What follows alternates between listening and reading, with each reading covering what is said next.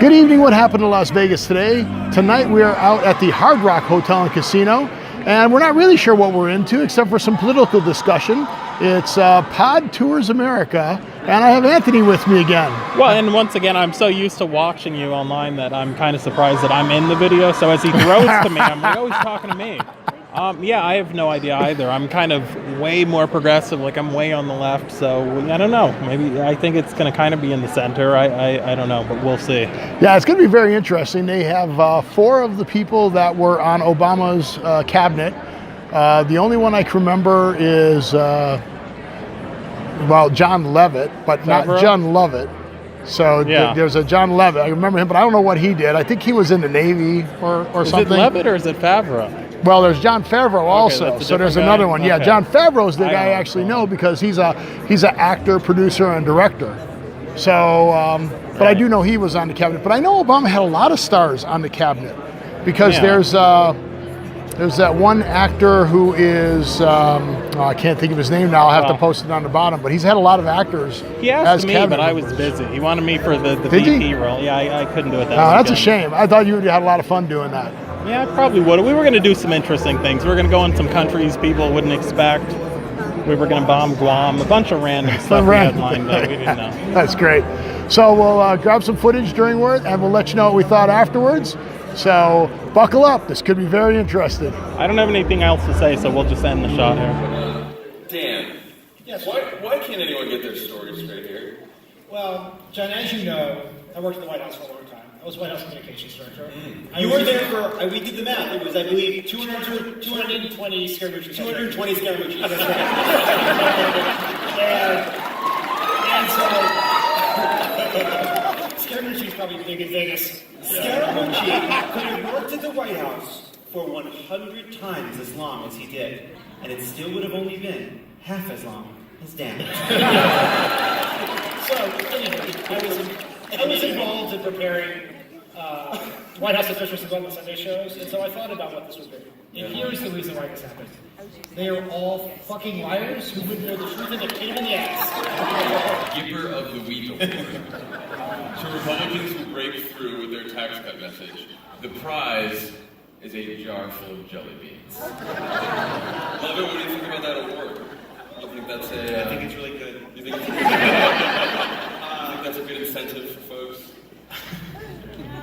Look, when Ronald Reagan wasn't pretending that AIDS didn't exist, he was working with Democrats on tax reform, and he was actually passing immigration reform that was compassionate and that led to a pathway to citizenship for people. So, I don't think that's what they think it means.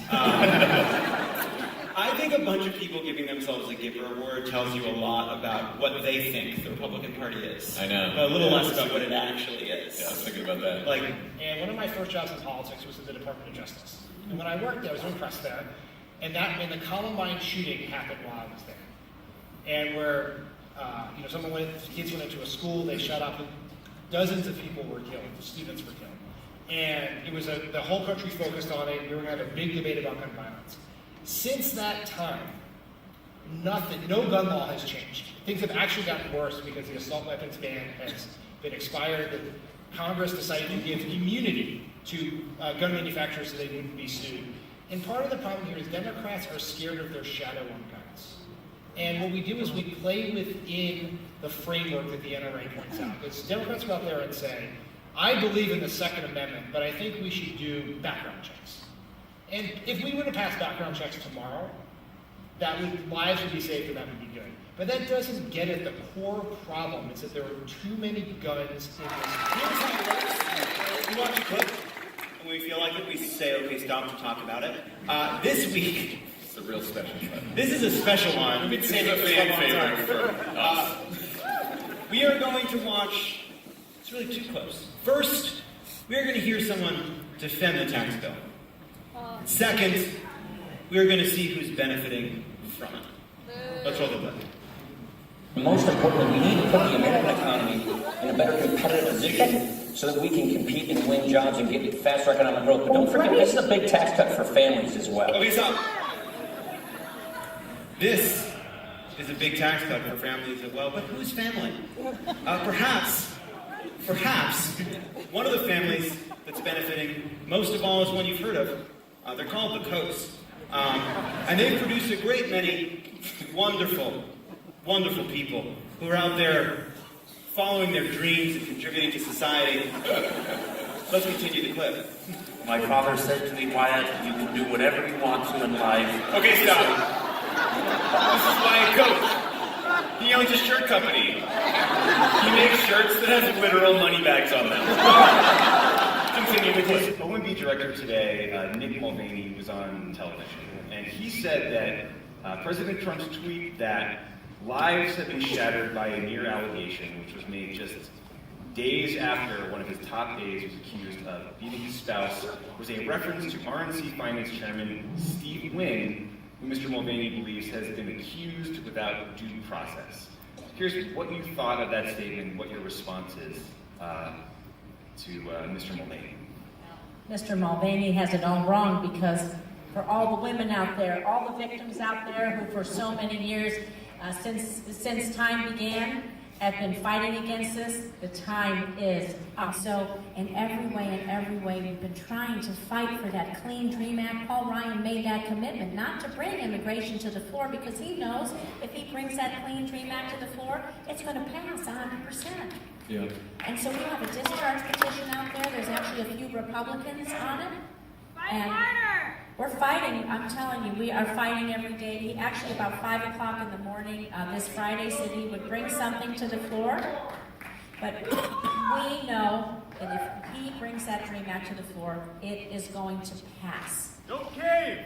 And we know if he brings Herd Aguilar to the floor, it is going to pass. He doesn't want to give the Democrats the win, and he needs to quit using these young folks. I'm a granddaughter of immigrants. My father, a first-generation American. So that was Pod Saves America, a very interesting political take. Definitely Democratic slanted. I mean, all four of the guys definitely served with Obama. Definitely were looking at the Democratic side of things. We've talked before about politics and that. I mean, my slant has always been, it would be nice if we could just do the right thing as opposed to dividing down the political lines or conservative or liberal. I mean, what would be the right thing to do? So what was your take?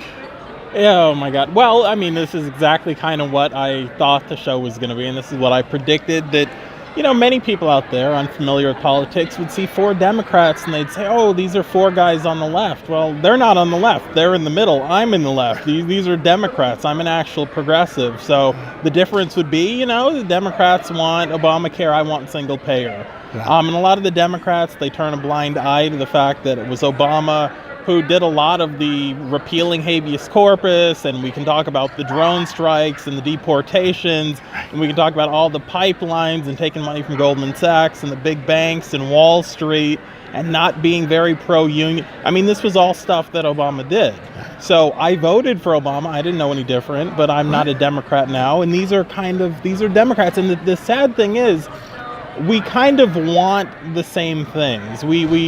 But the way that they want it is just by voting for more corporate Democrats. To me, if you take PAC money, if you take anything besides individual donor money, I can't support you. That's a deal breaker. So, I mean, yeah, it was a little bit painful for me to watch this, but, you know, this is a very good thing if you're, you know, a centrist, if you're a Democrat, and, you know, you want to hang out with like-minded people.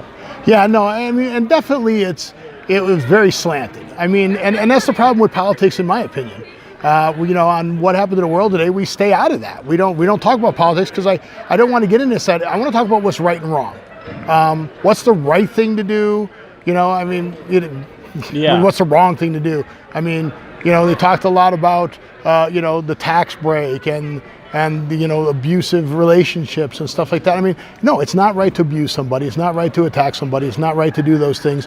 But, you know, the tax break's a joke. I mean, let's get rid of the IRS and let's do the whole thing. So. Oh, we gotta go. We'll finish this outside. All right. So they're kicking us out. So, okay, you can see we've kind of relocated. Unfortunately, they like to clear the theaters out pretty fast and get everybody out of there. So we were talking about, you know, do the right thing as a politician for politics. And yeah, I mean, it was definitely one-sided. So Yeah, but I mean, I'm fine with it. I don't think every kind of political thing has to be a debate. And to be honest with you, I would think it was almost as much nonsense if you had Republicans and Democrats debating up there as I would if I, just saw Republicans or just saw Democrats. yeah, and that's it, true, right? I mean, they talked about that. It's become more a distraction. How can you distract the voter? How can you distract people from what the real issue is, as opposed to actually facing the issue and talking about it? We're constantly trying to entertain people, get the soundbite, do a distraction.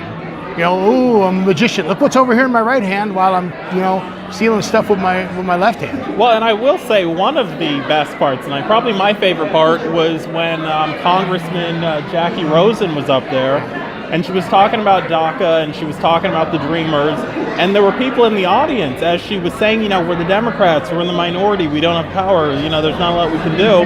People in the audience were screaming out, do more, don't cave, which is exactly what they should be doing. They should be actual progressives as opposed to the party that deported more people than any administration in the history of this country and just kind of pays lip service to the people and pretends to be progressive but actually serves the corporate donors and the big money interests. Yeah, definitely in that.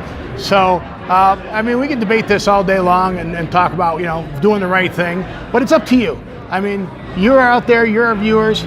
Go out there and do what you think is right. And that's what's the most important thing is don't cave, don't give up. If you think it's right, stand behind it, go for it and do it. So with that, I want to thank you for watching. Anthony, I want to thank you for joining me again. Yes, thank you for having me. It was a little painful. It wasn't that painful. I'll go home and I'll watch some Bernie Sanders speeches and I'll get over it. Bernie 2020 or Nina Turner or Tulsi, any of them I'm happy with. Somebody different. But remember, if you want to come to a show, message me at the bottom. You come to a show with me.